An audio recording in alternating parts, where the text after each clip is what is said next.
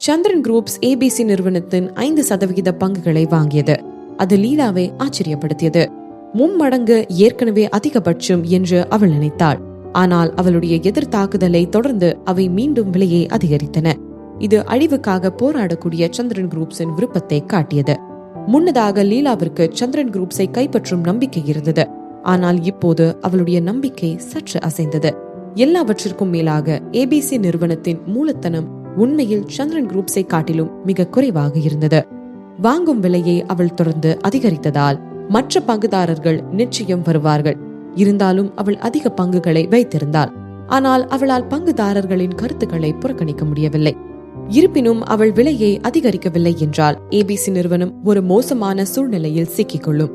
அவள் முதல் முறையாக தடுமாறினாள். தனது பதிலடிக்கு சந்திரன் குரூப்ஸ் இவ்வளவு விரைவாக பதிலடி கொடுக்கும் என்று அவள் எதிர்பார்க்கவில்லை. விலையை அதிகரிப்பதா இல்லையா என்பதுதான் கேள்வி. இதுதான் சூதாட்டம் போல இருந்தது. அவள் பக்கம் நல்ல நிலையில் இருப்பதாக நினைத்தாள். அதனால் அவள் பந்தயத்தை அதிகரித்தாள். இருப்பினும் அவளுடைய எதிர்ப்பாளர் அவளை விட மிக மோசமானவள் என்பது இவளுக்கு தெரியவில்லை. அவளுடைய எதிராளி தோற்கடிக்கப்படுகிறாளா அல்லது உண்மையில் இவள் அதிகமாக இழக்கிறாளா என்பது அவளுக்கு தெரியாது.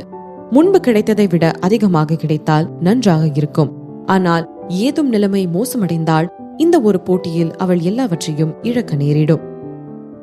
லீலா நம்பிக்கையுடன் இருக்கலாம். ஆனால் அவள் மோசமான முடிவை எடுக்க துணியவில்லை. அவள் ஷேர் ஹோல்டர் மீட்டிங்கிற்கு அழைப்பு விடுத்தாள். அதுவும் இல்லாமல் சந்திரன் குரூப்ஸின் பங்குகளை வாங்க அதிக பணம் பயன்படுத்த யாரும் ஏற்றுக்கொள்ளவில்லை. சந்திரன் குரூப்ஸின் பங்குகள் மும்மடங்கு இருக்கும் போதே அவர்கள் ஏற்கனவே நிறுவனத்தின் சொத்துக்களில் குறைவாக இருந்தது என்று நினைத்தனர். நிச்சயமாக அவற்றை 5 மடங்கு விலையில் வாங்குவது சாத்தியமற்றது. இதுல நமக்கு ஒரு டாக்டிக்ஸ் வேணும் என்று லீலா யோசித்தாள். சந்திரன் குரூப்ஸ்ல இருக்கிற எல்லா பங்குகளையும் நம்ம வாங்கணும்னு அவசியம் இல்ல. நாம இத ஃபாலோ பண்ணணும். அவங்க கிட்ட 5% மேல இருந்துச்சுன்னா அதை வாங்க வேண்டாம். 5% பங்குகளுக்கு அதிகமா வச்சு இருக்கிறவங்க சந்திரன் குரூப்ஸ்க்கு ரொம்ப விசுவாசமா இருப்பாங்க. இந்த நேரத்துல நம்ம ரொம்ப யோசிச்சு செய்யணும். நாம அவசரப்பட்டோம்னா அவ்வளவுதான்.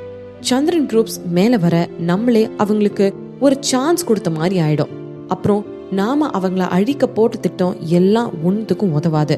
நம்ம ஏற்கனவே ரொம்ப விட்டு கொடுத்துட்டோம். நம்ம ஏதாவது பண்ணாம அப்படியே விட்டுட்டோம்னா அவ்வளவுதான்.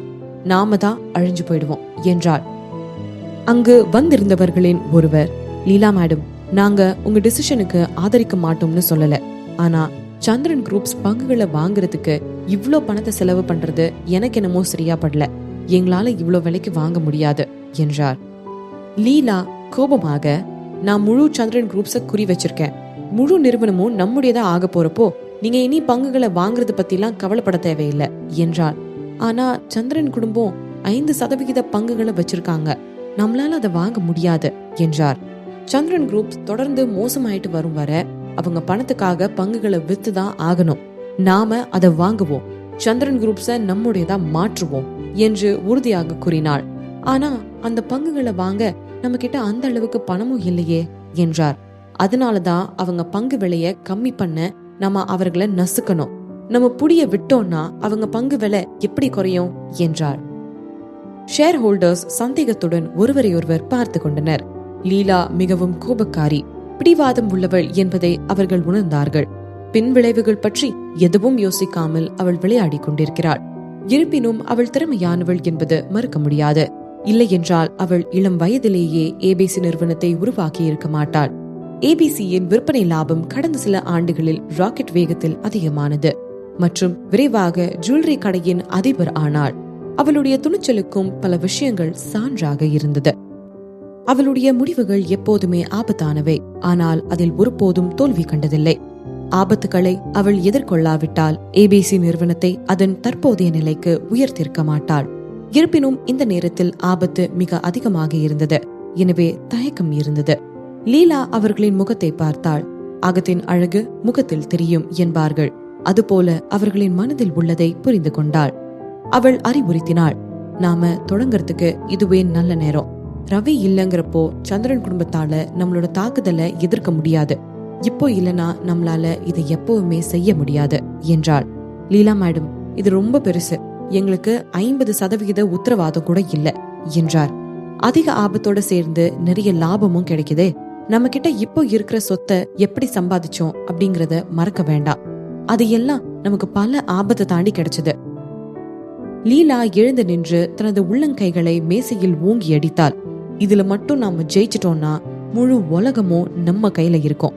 இந்த உலகம் பணம் இருக்கிறவங்களுக்கு மட்டும்தான் சாதகமா இருக்கும். அதனால நீங்க எல்லாம் என்ன பண்ண போறீங்க? உங்களுக்கு எல்லாம் ஓகே தானே? இல்ல வேண்டாம், சரி வராது, அப்படி இப்படி எதுவும் என்றாள். பங்குதாரர்கள் அனைவரும் அவளுடைய சுட்டெரிக்கும் வார்த்தைகளால் பயந்து போனார்கள். இந்த பங்குதாரர்கள் லீலாவை இவ்வளவு காலமாக பின்தொடர்ந்தனர். ஏனெனில் அவர்கள் ஒரு லட்சியத்தோடு இருந்தார்கள். அதனால்தான் சந்திரன் குரூப்ஸை அழிப்பதற்கான லீலாவின் முடிவை அவர்கள் ஏற்றுக்கொண்டனர். ஒரு பெண் பயப்படாவிட்டால் அவர்கள் எப்படி பயப்படுவார்கள்? மேலும் அவர்கள் அவளை நம்பினார்கள். முழு உலகத்தையும் வெல்ல அவள் உண்மையில் உதவுவாள் என்ற நம்பிக்கை அவர்களுக்கு இருந்தது. லீலா மேடம், நாங்க உங்களை ஆதரிக்கிறோம் என்று ஷேர் ஹோல்டர்களில் ஒருவர் உற்சாகமாக கூச்சலிட்டார். இதே குரல் அறை முழுவதும் மற்றவர்களால் எதிரொலித்தது. நானும் உங்களை ஆதரிக்கிறேன். நானும். லீலா மேடம், நாங்க எல்லாரும் உங்களுக்கு பக்க பலமா இருப்போம். நடக்கிறது நடக்கட்டும், பாத்துக்கலாம் என்றார். இவர்களின் குரலை கேட்டு லீலா திருப்திகரமாக சிரித்தாள். ரொம்ப நல்லது. நம்ம எல்லாருக்கும் ஒரு நல்ல எதிர்காலம் காத்துட்டு இருக்கு. அதை நினைச்சா எனக்கு ரொம்பவே சந்தோஷமா இருக்கு. நான் லீலா மாதவன் உங்களை எல்லாம் ஏமாத்திட மாட்டேன். சந்திரன் குரூப்ஸ் நம்முடையதாக மாறும் என்றாள். அந்த அறை முழுவதும் மகிழ்ச்சி வெள்ளத்தில் மூழ்கியது. அவர்கள் முதலில் தொடங்கும் போது இது அவர்களுக்கு நினைவூட்டியது. அவர்கள் எடுத்த ஒவ்வொரு செயலும் ஒரு பெரிய ஆபத்து, அது வாழ்க்கைக்கும் மரணத்திற்கும் இடையில் நடப்பது போன்று இருக்கும். அதில் ஜெயித்தால் வாழலாம், தோற்றால் மரணிக்கலாம். இருப்பினும் எப்போதும் இவர்களின் வெற்றிக்கு பின்னர் மிகப்பெரிய சந்தோஷம் இருந்தது. ஆகையால் இந்த முறையும் அவர்கள் அப்படியே நடக்கும் என்று நம்பினர். அந்த வெற்றி இறுதியில் அவர்களுடையது. பங்குதாரர்களின் முழு ஆர்வத்தோடும் கூட அவள் ஏபிசியின் சொத்தை பணமாக்காமல் அதற்கு பதிலாக அவள் வேறு இடத்தில் இருந்து 2 நாட்களில் பல மில்லியன்களை வாங்கினாள். இந்த செய்தி வெளியான பிறகு ஏபிசி நிறுவனம் தனது போட்டியை தொடங்கியது. சந்திரன் குரூப்ஸின் பங்குகளின் விலையை மீண்டும் உயர்த்தினாள். எனினும் இந்த முறை சந்திரன் குரூப்ஸின் 5 மடங்காக அதிகப்படுத்துவதற்கு பதிலாக அவர்கள் அதை 6 மடங்கு விலையாக உயர்த்தினாள். பல நாட்கள் போராட்டத்திற்கு பிறகு ஏபிசி நிறுவனம் இறுதியாக சந்திரன் குரூப்ஸுக்கு எதிரான முதல் வெற்றியை கைப்பற்றியது. சந்திரன் குரூப்ஸ் இவர்களை வெல்ல விரும்பினால் அவர்கள் மீண்டும் விலையை இரட்டிப்பாக்க வேண்டும். இருப்பினும் அவர்கள் உண்மையிலேயே அவ்வாறு செய்தால் அது ஆபத்தில் முடிந்துவிடும். இது பொருளாதார அமைச்சகத்தின் கவனத்தை ஈர்க்கும்.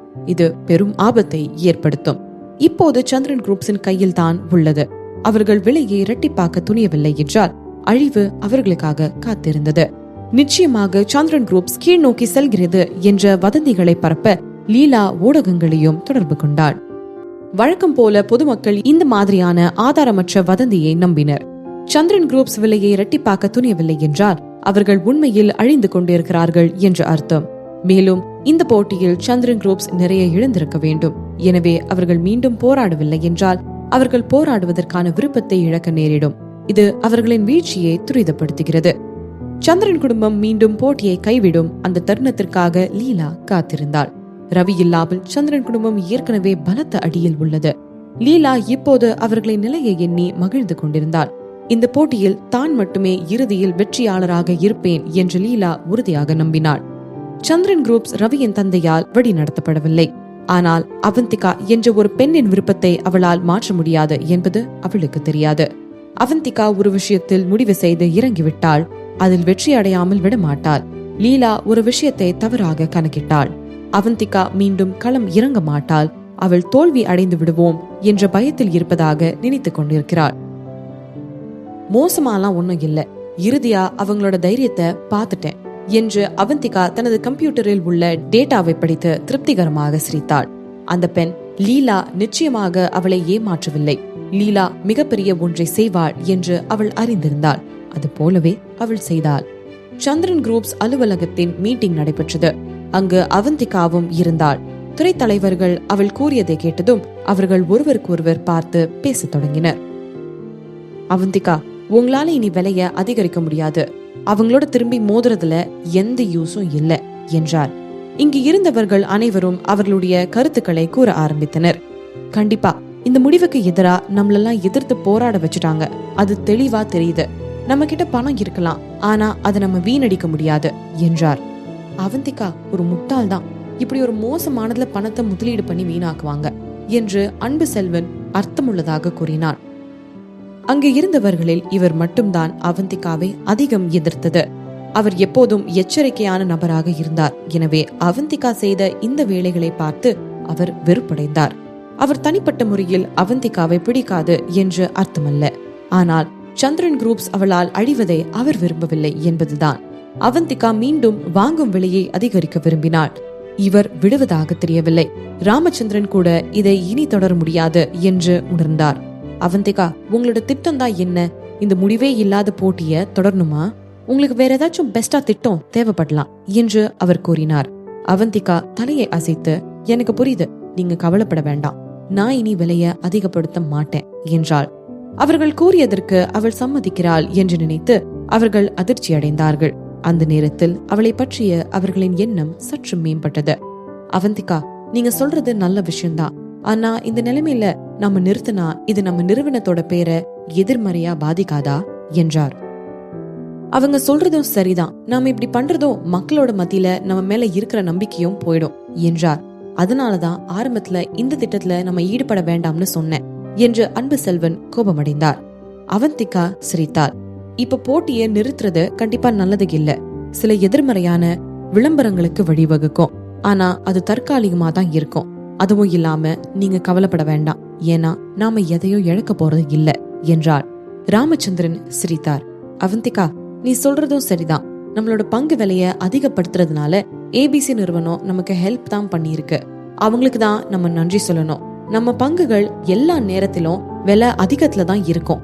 இந்த லேசான வீழ்ச்சி நமக்கு எந்த பாதிப்பையும் ஏற்படுத்தாது. ஏபிசி நிறுவனம் தங்கள் பங்கு விலையை அதிகப்படுத்த உதவி இருக்கிறார்கள். அவந்திகா மேலும் என்ன செய்ய போகிறாள் என்பது அவர்களுக்கு இன்னும் தெரியாது. அவந்திகா, உன்னோட திட்டத்தோட அடுத்த நிலை என்ன? என்ன டார்கெட் பண்ணிருக்க என்று கேட்டார்கள். அங்கு இருக்கக்கூடிய அனைவரும் இவள் அடுத்து என்ன செய்ய போகிறாள் என்று மிகவும் ஆர்வமாக இருந்தனர். அவர்களின் பார்வைகளின் அர்த்தத்தை புரிந்து கொண்டு, இப்போ சந்திரன் குரூப்ஸ் ஜுவல்லரி பிசினஸ்குள்ள அடி எடுத்து வைக்க போகுது, இதுதான் என்னோட அடுத்த பிளான் என்று எந்தவித தயக்கமும் இல்லாமல் கூறினாள். இவள் கூறியதை கேட்ட அனைவரும் என்ன என்று ஆச்சரியத்தில் நின்றனர். அவள் சீரியஸா தான் நடந்துக்கிறாளா? நம்முடையது ஒரு இன்டர்நெட் நிறுவனம். அப்படி இருக்கிறப்போ சந்திரன் குரூப்ஸில் பல விதமான ப்ராடக்ட் இருக்கலாம். ஆனால் அவற்றின் முக்கிய கவனம் எப்போதும் கம்ப்யூட்டர் மற்றும் ஆன்லைன் பிசினஸிற்கு தான். அவந்திகா, உண்மையிலே உன்னோட திட்டம் தான் என்ன? என்ன நினைச்சிட்டு இருக்க? என்ன நினைச்சிட்டு இப்படி பேசுற என்று ராமச்சந்திரன் கோபத்துடன் கேட்டார். அவந்திகா குழப்பத்துல இருக்காங்க போல. ஆரம்பத்துல இருந்தே அவங்க தெளிவா இல்ல. ஏபிசி நிறுவனத்தை மொத்தமா அழிக்க போறேன்னு சொன்னாங்க. இப்ப பாருங்க நம்மளோட நிலைமைய. திரும்பி இப்ப என்னன்னா இப்படி சொல்றாங்க. ஏபிசி நிறுவனம் ஜுவல்லரி பிசினஸ்ல உலகம் ஃபுல்லா கொடி கட்டி பறந்துட்டு இருக்கு. நாம அவங்க கூட புதுசா ஜுவல்லரி பிசினஸ் ஸ்டார்ட் பண்ணி அவங்க கூட போட்டி போடுறதெல்லாம் நடக்காத காரியம் என்று ராமச்சந்திரன் பொறுமையாக அவளிடம் விளக்கினார். சந்திரன் குரூப்ஸுக்குன்னு சொந்தமான ஜுவல்லரி பிராண்ட் இருந்தாலும் அது அவ்வளோ ரீச் ஆகல. நாம ஏபிசி நிறுவனத்தோட ஒப்பிடுறப்போ நம்மளோட பிராண்ட் எங்கேயோ இருக்கு என்றார். எனக்கு தெரியும். அதனாலதான் நான் முதல்ல சந்திரன் குரூப்ஸோட ஜுவல்லரி பிசினஸ்ல கொஞ்சம் கொஞ்சம் மாற்றங்கள் செய்யறதுல கவனம் செலுத்த போறேன். நான் அதை பத்தின ப்ரொபோசல் ரெடி பண்ணிருக்கேன். எல்லாருக்கும் ப்ரொபோசல் டாக்குமெண்ட்டை அப்புறம் அனுப்புறேன். அதனால எல்லாரும் ப்ளீஸ் பிளானை ஃபாலோ பண்ணுங்க என்றாள். அவள் கூறியதற்கு மறுப்பு கூற முயன்றனர். ஆனா அவந்திகா எழுந்து நின்று குறுக்கிட்டாள். நான் என்ன செய்யறேன்னு எனக்கு தெரியும். நான் உங்களுக்குலாம் இத பத்தி சொல்லணும்னு தான் நினைக்கிறேன். ஆனா இந்த சுவருக்கெல்லாம் காது இருக்கும்னு சொல்லுவாங்களே, இந்த விஷயம் கொஞ்சம் வெளியில வந்தாலும் நமக்கு தான் ஆபத்து. அதனால இப்போ என்னால எல்லாத்தையும் சொல்ல முடியாது. சாரி, ஆனா ப்ளீஸ் பொறுமையா இருங்க, எனக்கு கொஞ்சம் டைம் கொடுங்க என்றாள். அவர்களிடம் பேசிவிட்டு அவந்திகா அங்கிருந்து கிளம்பினாள். அவள் எப்போதுமே இப்படிதான் அனைவரிடமிருந்தும் ஒதுங்கி இருந்தாள். அங்கு இருக்கும் ஸ்டாஃப்ஸ் அவளுடன் ஒத்துழைக்க விரும்பினாலும் அவளுடைய உண்மையான திட்டம் என்னவென்று அவர்களுக்கு தெரியவில்லை. சந்திரன் குரூப்ஸை காப்பாற்றுவதே அவளுடைய நோக்கம். ஆனால் ஏபிசி நிறுவனத்தை அழிப்பதில் மிக தீவிரமாக இருந்தாள். அந்த விஷயம்தான் கொஞ்சம் சிக்கலாக உள்ளது. அன்பு செல்வன் அவந்திகாவின் பின்னாலே சென்று அவளை தடுத்து நிறுத்தினான். அவந்திகா, நான் உங்ககிட்ட ஒண்ணு கேட்கணும். நீங்க உண்மையிலேயே சந்திரன் குரூப்ஸை காப்பாற்றணும்னு தான் நினைக்கிறீங்களா? நீங்க எங்க கிட்ட பிளான் எதுவும் சொல்ல மாட்டீங்க. உங்களோட பிளான் எல்லாமே ஏபிசி நிறுவனத்தை மொத்தமா அழிக்கிறதுலே தான் நோக்கமாவே இருக்கு. உண்மையா சொல்லணும்னா இந்த சந்திரன் குரூப்ஸை காப்பாத்துறதுக்கான ஒரே வழின்னு கூட சொல்லலாம். ஆனா அது இன்னொரு சிக்கலையும் கொண்டு வருது. ஏன்னா ஏபிசி நிறுவனத்தை அவ்வளவு சீக்கிரத்துல அழிக்க முடியாது. ஒரு வகையில பார்த்தா நிறுவனம் இருக்கிற பிரச்சனையே ஹேண்டில் பண்ண முடியாம தவிச்சுக்கிட்டு இருக்கு. அப்படி இருக்கிறப்போ நீங்க சந்திரன் குரூப்ஸுக்கு இன்னொரு பிரச்சனையை தானே கொண்டு வரீங்க. அது உங்களுக்கு புரியுதா இல்லையா என்று அன்பு செல்வன் அவள் மீது கொண்டு உள்ள அதிருப்திகளை எல்லாம் அவளின் மீது கொட்டி தீர்த்து விட்டான். அவந்திகா ஒன்றும் பேசவில்லை. அனைத்தையும் கேட்டுக்கொண்டு நின்று கொண்டிருந்தாள். அவர் பேசி முடித்த பிறகு, நீங்க வேற ஏதாச்சும் என்கிட்ட சொல்ல நினைக்கிறீங்களா என்று கேட்டாள். அவளது முரண்பாடான அணுகுமுறைக்கு எதிராக அன்பு செல்வன் இவளிடம் பேசுவது எந்த வகையிலும் அர்த்தமற்றது என்று உணர்ந்தார். உங்ககிட்ட ஒரு கேள்வி மட்டும் கேட்கணும்னு நினைக்கிறேன். அது என்னன்னா, உண்மையிலேயே சந்திரன் குரூப்ஸ் இதுல இருந்து மீட்டிட முடியும்னு நம்புறீங்களா என்றார். என்கிட்டதான் கேக்குறீங்களா என்று அவந்திகா உறுதியற்ற நம்பிக்கையுடன் கேட்டாள். அவந்திகாவின் 2 கண்கள் அவரை முறைத்து பார்த்து, நான் என்ன செய்யறேனோ அதுவே போதும், உங்களுக்கு தான் என் மேல நம்பிக்கையே வரல என்றாள். அப்படின்னா உங்களோட திட்டம் தான் என்ன? ஏபிசி நிறுவனத்தை அழிக்கிறது என்றாள். நீங்க அதுக்கு சான்ஸே இல்ல என்று அன்பு செல்வன் பெருமூச்சு விட்டான். அவந்திகா திடீரென்று கோபமானாள். எல்லாம் சாத்தியம்தான், நம்ம மனசு வச்சா எல்லாம் நடக்கும். ஏபிசி நிறுவனத்துக்கான அழிவு ஆரம்பமாயிருச்சு என்று கூறிவிட்டு அமைதியாக நடந்தாள். அன்பு செல்வன் எதுவும் கூற முடியாமல் அவளை முறைத்து பார்த்தார். அவள் கண்களில் கோபத்தை பார்த்து அவர் திடுக்கிட்டார். அத்தகைய கோபம் நிறைந்த பார்வை அவளை போன்ற ஒரு பெண்ணிடம் இருந்து வரும் என்று அவர் நினைக்கவில்லை. அன்பு செல்வன் மனதில் ஒரு கேள்வி இருந்தது. அவள் ஏன் இந்த அளவிற்கு ஏபிசி நிறுவனத்தை வெறுக்கிறாள் என்று. ஏபிசி நிறுவனத்தை அழிப்பதற்கான அவந்திகாவின் அடுத்த திட்டமாக ஒரு மாபெரும் நகை கண்காட்சி திறக்கப்பட்டது. இவளின் இந்த மூவ்மெண்ட் ஆனது மக்கள் மத்தியில் சிறு குழப்பத்தை ஏற்படுத்தியது. நகை கண்காட்சி திறப்பது ஏபிசி நிறுவனத்தை அழிக்க உதவுமா? அவளுடைய திட்டத்தை யாராலும் புரிந்து கொள்ள முடியவில்லை. ராஜச்சந்திரன் கூட அவந்திகாவை அழைத்து தன்னை பார்க்கும்படி கூறினார். அவர்கள் இருவரும் 1 மணி நேர பேச்சுவார்த்தை நடத்தினர். ராஜச்சந்திரனிடம் தனது திட்டத்தை முழுவதுமாக கூறினாள். அவள் கூறியதற்கு எல்லாம் சம்மதம் தெரிவித்தார். அவந்திகா, நீ உன்னோட திட்டத்தை கண்டினியூ பண்ணு. வருங்காலத்துல நீ என்ன செய்ய திட்டமிட்டாலும் உனக்கு இந்த சந்திரன் குடும்பம் பக்க பலமா இருக்கும். நீ கவலைப்படாத, உன்னோட இஷ்டப்படியே நீ ப்ரொசீட் பண்ண என்றார். ரொம்ப தேங்க்ஸ் தாத்தா என்றாள். தேங்க்ஸ்லாம் ஒன்னும் சொல்ல வேண்டாமா நீ என்று ராஜச்சந்திரன் பெருமூச்சு விட்டார். நீ செய்யறது எல்லாமே ரவிக்காகவும் இந்த சந்திரன் குடும்பத்தோட நல்லதுக்காகத்தான். நாங்க தான்மா உனக்கு நன்றி சொல்லணும் என்று பெருந்தன்மையாக பேசினார். என்னை காப்பாத்த போய் தான் ரவி இந்த நிலைமையில இருக்காரு. இதெல்லாம் செய்யறது என்னோட கடமை என்றாள்.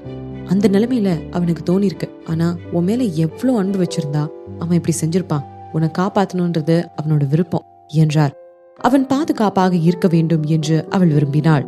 ஆனால் நடந்தது என்னமோ வேறு மாதிரியாகத்தான் இருந்தது. அவந்திகா, எதுவா இருந்தாலும் உனக்கும் ரவிக்கும் இடையில பிரிக்க முடியாத ஒரு உறவு இருக்கிறதா நான் நம்புறேன். அதுவும் இல்லாம முக்கியமா கௌதம் சந்திரன் இருக்கான். அதனால இனிமே நீ எங்கள ஒருத்தியா இருக்கணும்னு ஆசைப்படுறேன். அதனால எல்லா பொறுப்பையும் ஓன் தோல்லிய சுமக்க வேண்டாம். அவங்கள பழி வாங்குறதுக்கான எல்லா பொறுப்புகளையும் எங்க கூட பகிர்ந்துக்கோ என்றார். அவந்திகா அவர் கூறியதற்கு எல்லாம் தலையாட்டினாள். நான் அப்படியே செய்றேன் என்றாள். ரொம்ப நல்லது. நான் இனியும் உன்னோட நேரத்தை வீணடிக்க விரும்பல. உனக்கு ஏதும் உதவி தேவைப்பட்டா என்கிட்ட கேளு என்றார். சரி தாத்தா, நான் போயிட்டு வரேன் என்று கூறிவிட்டு அந்த ரூமில் இருந்து வெளியே வந்தாள். அவள் அங்கு இருந்து வெளியே வந்ததும் படிக்கட்டு வழியாக ஒரு சிறிய உருவம் தன்னை நோக்கி வருவதை கவனித்தாள். சிறிய குழந்தையின் மழலை மாறா கண்கள் அகலமாக திறந்திருந்தன. அவனை கண்ட நேரம் அவள் மனதில் இருந்த அனைத்து கவலைகளும் சென்றது போல உணர்ந்தாள். அந்த உருவம் அவந்திகாவின் இதயத்தை மிகவும் கவர்ந்தது. அந்த உருவம் வேறு யாரும் இல்லை, அவளது ஆசை மகன் கௌதம் தான். கௌதம் அவளிடம் வேகமாக ஓடி அம்மா என்று அவளின் அருகில் ஓடி வந்து, அம்மா நீங்க கிளம்பிட்டீங்களா என்றான். அவந்திகா அவனை தூக்கினாள். அவன் மெலிந்து விட்டதை உணர்ந்தாள்.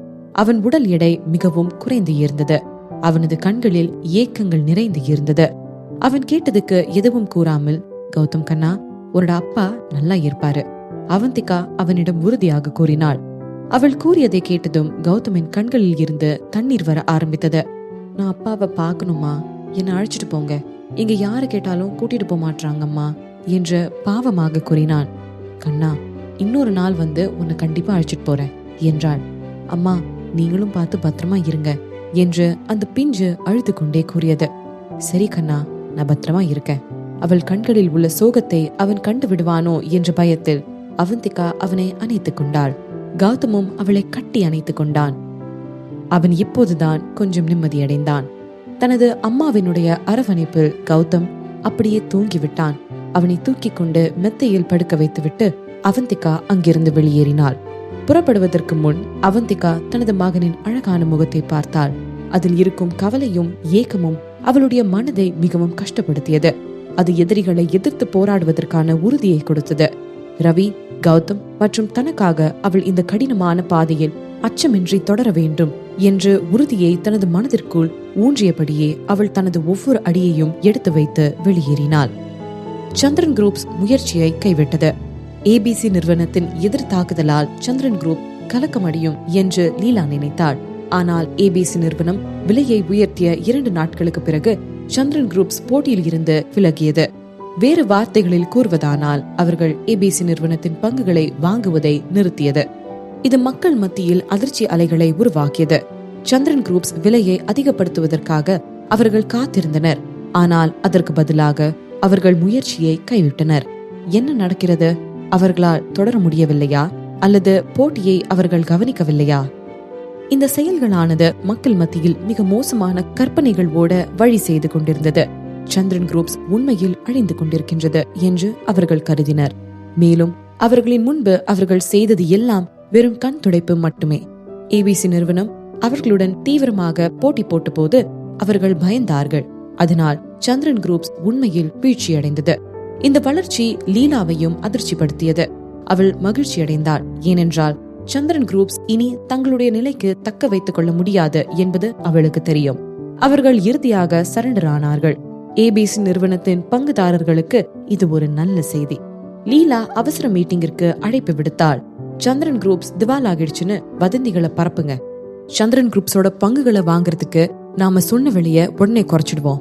சந்திரன் குரூப்ஸோட பங்குதாரர்கள் எல்லாம் இந்த திவால் ஆயிடுச்சுன்ற வதந்திகளால பயப்படுவாங்க. நம்ம எவ்வளவு கம்மியா சொன்னாலும் சரி, நம்ம கிட்ட விற்க ரொம்ப ஆர்வமா இருப்பாங்க என்றாள்.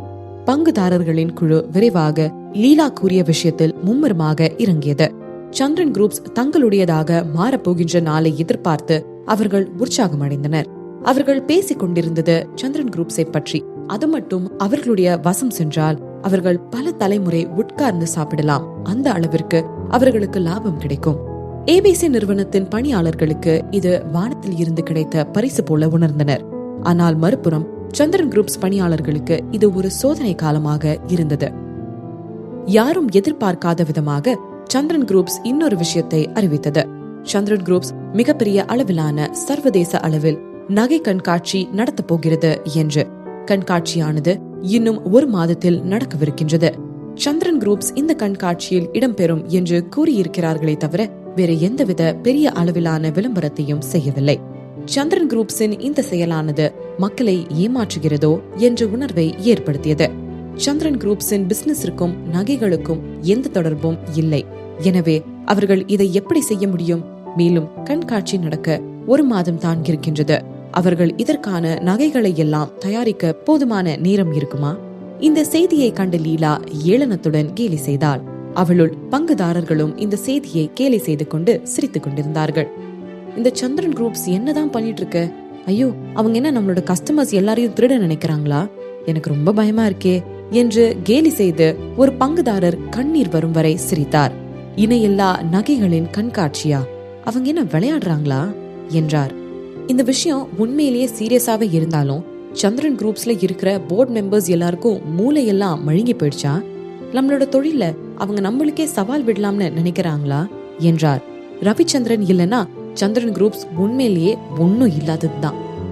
அந்த அறை முழுவதும் பங்குதாரர்களின் கேலி கூத்தானது லீலாவை உற்சாகப்படுத்தும் விதத்தில் இருந்தது. லீலாவின் முடிவு சரியானது என்று அவர்கள் உறுதியாக உணர்ந்தார்கள். அவள் அந்த துணிச்சலான நடவடிக்கையை செய்யவில்லை என்றால் சந்திரன் குரூப்ஸ் உண்மையிலேயே ஒன்றும் இல்லை என்பதை அவர்கள் அறிந்திருக்க மாட்டார்கள்.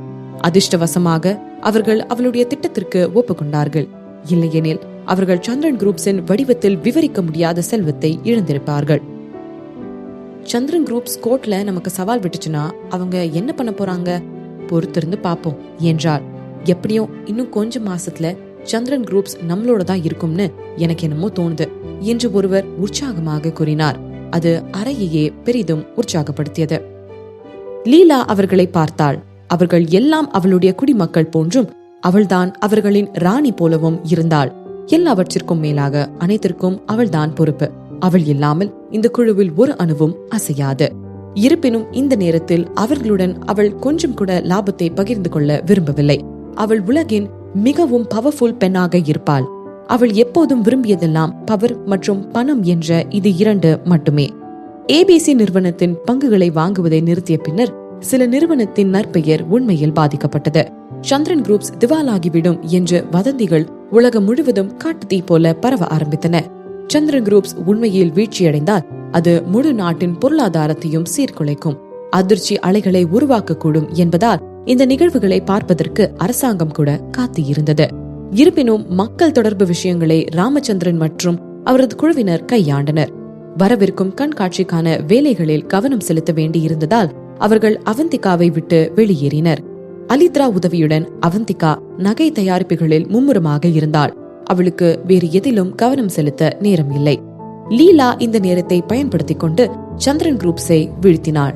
அவள் சந்திரன் குரூப்ஸின் பங்குகளை இன்னும் அதிகமாக வாங்கினாள். சந்திரன் குரூப்ஸின் நற்பெயர் அவளால் இன்னும் மோசமாக்க முடிந்தது. இதனால் நிறுவனத்தின் பங்கு வீழ்ச்சியடைந்தது. ஒரு குறுகிய காலத்தில் சந்திரன் குரூப்ஸை இதுவரை இல்லாத மோசமான நிலைக்கு தள்ளினர். இருப்பினும் அவந்திகாவின் திட்டத்தை சொன்ன பின் ராமச்சந்திரன் நம்பிக்கையுடன் சிரித்தார். அவர்களுடைய எதிரி இப்போது மண்ணை கவப்போகிறார்கள் என்ற மகிழ்ச்சியில் அவர் வசதியாக ஓய்வெடுத்தார். இது ஒரு பக்கம் நடந்து கொண்டு இருக்க சந்திரன் குரூப்ஸின் நகை கண்காட்சி தொடங்க போகிறது. மிகவும் பிரபலமான மற்றும் செல்வாக்குமிக்க நகைக்கடை விற்பனையாளர்கள் அனைவருக்கும் அவந்திகா அழைப்பிதழ்களை அனுப்பினாள். நிச்சயமாக அவள் ஏபிசி நிறுவனத்தையும் விட்டு வைக்கவில்லை. எதிரியை அசிங்கப்படுத்துவதற்கான ஒரு நல்ல வாய்ப்பை அவர்கள் எப்படி விடுவார்கள்? லீலா தனது வெற்றியை காட்ட முடிவு செய்தால் சமீபத்தில் ஏபிசி நிறுவனம் உண்மையில் சந்திரன் குரூப்ஸை அழித்து விடுவார்கள் என்று பொதுமக்கள் நினைத்தார்கள். எனவே அவர்கள் அனைவரும் அவளை சுற்றி திரண்டனர். அவளுடைய நல்ல ஆதரவை பெற முயற்சித்தனர். மேலும் சந்திரன் குரூப்ஸின் தோல்வியை முன்னிலைப்படுத்த அவள் அந்த கண்காட்சிக்கு செல்ல வேண்டியிருந்தது.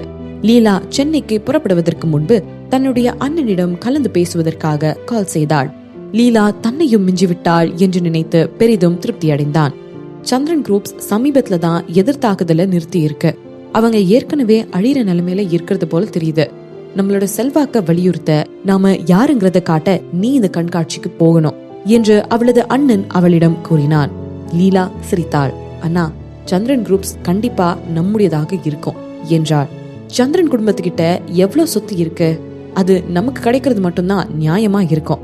எல்லாத்துக்கும் மேல அதை எப்படியோ அனுபவிக்க அவங்க உயிரோட இருக்க போறதில்ல என்று அரவிந்த் புன்னகையுடன் கூறினான். அவன் ஒரு இதயமில்லாத அரக்கன். தனக்கு வேண்டும் என்பதை அடைய அவன் எதை வேண்டுமானாலும் செய்வான். வித்யுக்தாவால் அவர்களின் குடும்பத்திற்கு கெட்ட பெயர் வந்துவிடும் என்று தெரிந்து தங்கை என்று கூட பாராமல் எவ்வளவு எளிதில் கொன்றான் என்பதில் இருந்து அவனுடைய சுயரூபம் தெரிகின்றது. அவன் நீண்ட காலமாக சந்திரன் குடும்பத்தின் சொத்துக்களை குறிவைத்தான். எனவே அதிலிருந்து பின்வாங்க மாட்டான். உண்மையில் சந்திரன் குரூப்ஸை வீழ்த்துவதற்கான அவர்களின் திட்டம் நீண்ட காலத்திற்கு முன்பே தொடங்கியது. ஆரம்பத்தில் அவர்கள் வித்யுக்தாவை தங்களுடன் இணைத்துக் கொள்ள வேண்டும் என்று விரும்பினர்.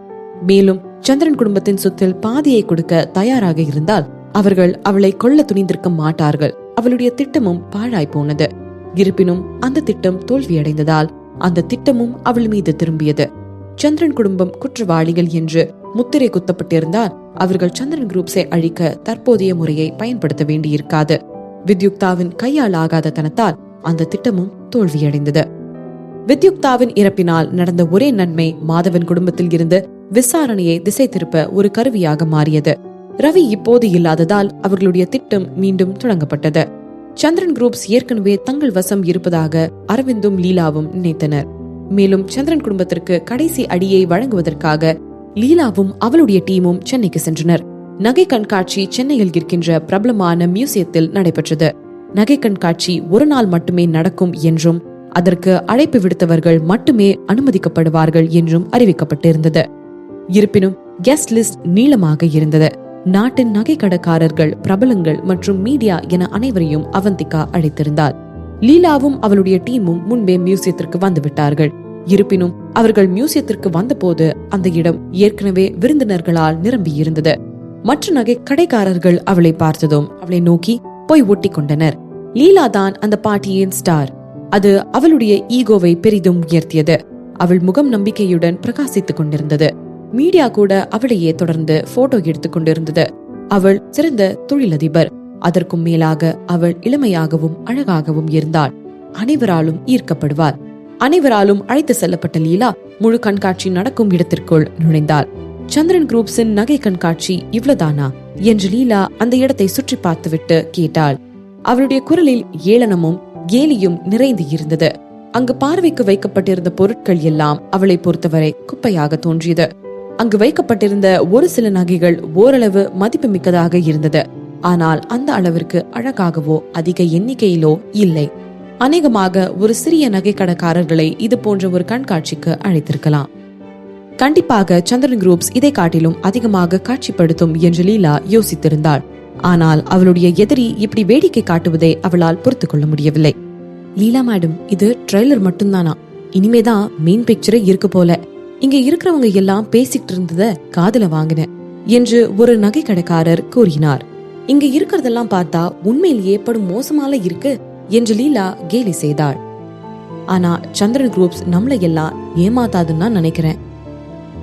ஆனா கண்டிப்பா அவங்க நம்ம ஏபிசி நிறுவனத்தோட போட்டியிட முடியும்னு நான் நினைக்கல என்றார். கண்டிப்பா சந்திரன் குரூப்ஸ் மற்ற பிசினஸ்ல வேணும்னா மார்க்கெட்ல டாப்பா இருக்கலாம். ஆனா நகைகளை பொறுத்தவரை ஏபிசி நிறுவனத்தை அடிச்சுக்க ஆளே கிடையாது என்றார். லீலா மேடத்தோட ஏபிசி நிறுவனம் பல்லாயிரக்கணக்கான சொத்துக்கள் மதிப்புள்ளதா நான் கேள்விப்பட்டிருக்கேன். அந்த பத்திரிகை நமக்கு ரொம்ப ஆதரவா இருக்கே என்று லீலா ஆர்வத்தில் மனதிற்குள் நினைத்தாள். அவளை அங்கு இருந்தவர்களில் சிலர் மிகவும் புகழ்ந்து கொண்டிருந்தனர். ஆனால் அவளுக்கோ இந்த மக்களை மகிழ்விக்க நேரமில்லை. இந்த கண்காட்சியோட ஹோஸ்ட் எங்க? சந்திரன் குடும்பத்தை சேர்ந்த யாரும் இங்க இல்ல, என் கண்ணுல யாரும் படலையே என்று அவள் விசாரித்தாள். அவள் கூறியதை கேட்டதும் ஒருவர் அவளிடம் நடந்து வந்து சிரித்தார். லீலா, உங்களை மீட் பண்ணதுல ரொம்ப சந்தோஷம். நான் இந்த கண்காட்சி ஹோஸ்ட்ல ஒரு ஆள். உங்களுக்கு என்ன வேணும், ஏதேனும் சந்தேகம் இருந்தா என்கிட்ட கேளுங்க என்றார். லீலா அவரை பார்த்து ஆச்சரியப்பட்டார். பத்ரிநாத், நீங்க என்ன பண்றீங்க இங்க என்றார். மற்ற அனைவரும் அதிர்ச்சி அடைந்தனர். பத்ரிநாத் பெங்களூர் நகரை சேர்ந்த மற்றொரு நகைக்கடை உரிமையாளர். ஏபிசி நிறுவனத்திற்கு அடுத்த இடத்தில் இருக்கக்கூடியவர். சொல்ல போனால் ஏபிசியின் எதிரியும் கூட. அவர் ஏன் இங்கே இருக்கிறார்? அவர் ஹோஸ்டுகளில் ஒருவர்னு சொன்னாரே, இங்கு உண்மையில என்ன நடக்குது? இது சந்திரன் குரூப்ஸின் யோசனை அல்லவா? அவர் எப்போது அதன் ஒரு பகுதியாக ஆனார்? மிக முக்கியமான விஷயம் என்னவென்றால், இங்கு நடக்கும் வதந்திகளை பற்றி அவர்கள் கேள்விப்பட்டிருக்கவில்லை.